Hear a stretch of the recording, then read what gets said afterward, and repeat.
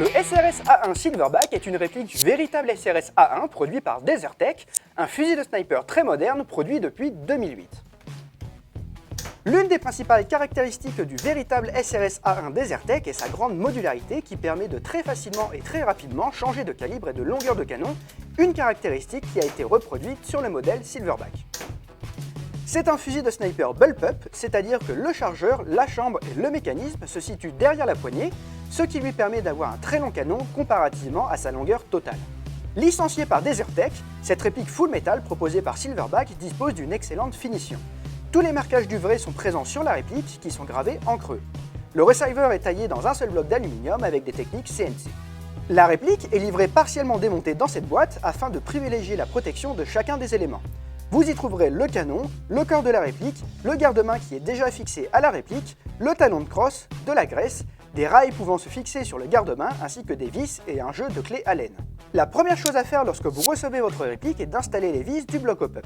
Dans votre sachet de vis, repérez ces deux petites vis ainsi que la clé Allen correspondante. Prenez ensuite votre canon et repérez les deux trous. C'est dans ces deux trous que vous devez placer vos vis. Serrez vos deux vis légèrement jusqu'à ce que le joint op-up apparaisse bien plat à l'intérieur du canon. Vous pouvez ensuite installer votre canon. Vérifiez que ce loquet du côté gauche de la réplique est bien placé sur la position Unlock. Au besoin, prenez la plus grosse clé Allen pour mettre le loquet dans la bonne position en tournant dans le sens horaire. Ensuite, glissez simplement le canon dans le corps de la réplique en faisant bien attention à ne pas le laisser tomber. Faites coïncider le bas du canon avec le puits de chargement des billes. Une fois le canon en place, vous pouvez mettre le loquet sur la position Lock. Ensuite, serrez les 4 vis à droite du corps afin de serrer solidement le canon à l'intérieur de votre réplique. Nous allons maintenant insérer la culasse. Vérifiez que la sécurité n'est pas enclenchée, pressez la détente et mettez la culasse en place.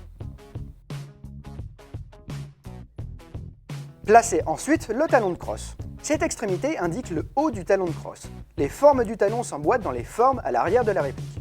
Donnez ensuite un coup sec pour mettre le talon en place. Enfin, n'oubliez pas de le verrouiller avec ce loquet en dessous du talon.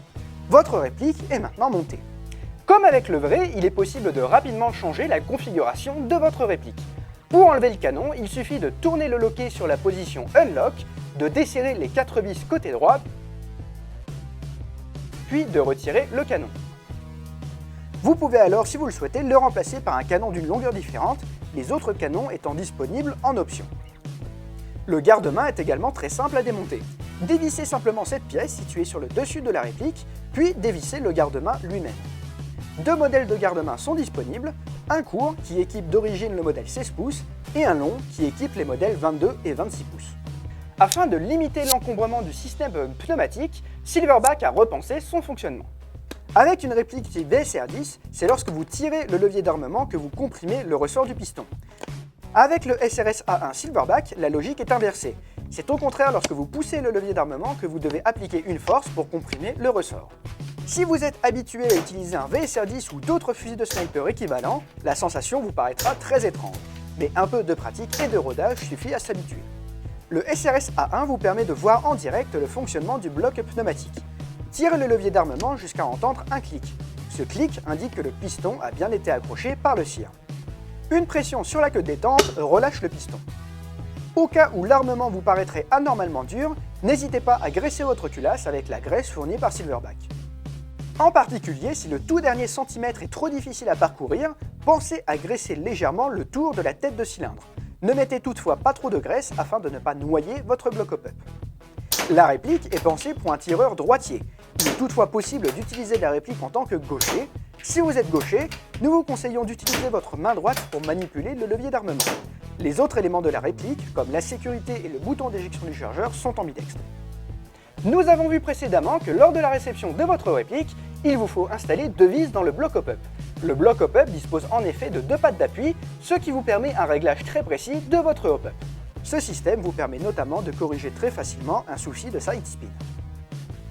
Lors de vos réglages, n'hésitez pas à consulter la partie du mode d'emploi qui explique de façon très claire quoi faire en fonction de la trajectoire de vos billes. La réplique dispose d'un monopode déployable sur une vingtaine de positions différentes. Pour le remettre en place, il suffit de tirer sur le disque et d'appuyer sur le monopode. La queue de détente est réglable de deux façons. Dévisser la vis présente sur la queue de détente elle-même permet de varier l'emplacement de la queue de détente à l'intérieur du pontet de façon à l'adapter à la longueur de votre index. Grâce à une vis présente à l'intérieur du pontet de la réplique, vous pouvez également faire varier le poids du départ, c'est-à-dire la force à exercer sur la queue de détente afin de faire partir le coup. Passage au chrony avec des billes de 0,20 g à Matsumaru.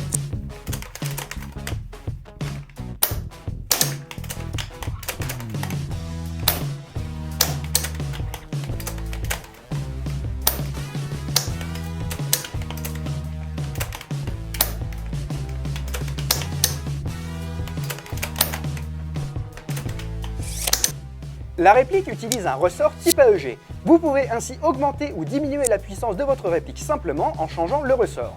Il faut que le diamètre interne du ressort soit au-dessus de 11 mm et la longueur du ressort compressé doit être en dessous de 46 mm. Bien sûr, n'oubliez pas que l'utilisation d'un ressort plus dur va rendre le réarmement de la réplique plus difficile également. On peut noter au passage que le piston utilise une tête de piston type AEG. Aussi, la réplique utilise un canon interne type AEG. La réplique n'utilisant pas de barrel spacer, si vous souhaitez changer de canon, il faut que le canon interne ait un diamètre inférieur ou égal à 8,55 mm. La version 16 pouces utilise un canon interne d'une longueur de 420 mm, la version 22 pouces utilise un canon de 578 mm, tandis que la version 26 pouces utilise un canon de 680 mm. Enfin, notez que le SRS A1 utilise également un joint hop-up type AEG, ce qui vous permet, si vous le souhaitez, de le changer par l'un des très nombreux modèles disponibles sur le marché. Silverback nous propose ici une réplique très bien finie et originale qui reprend la modularité du véritable SRS A1. Disposant d'origine d'une mécanique simple et robuste tout en étant compatible avec les ressorts, tête de piston, canon interne et joint hop-up type AEG, le SRS A1 devrait autant satisfaire le collectionneur que le joueur sur le terrain.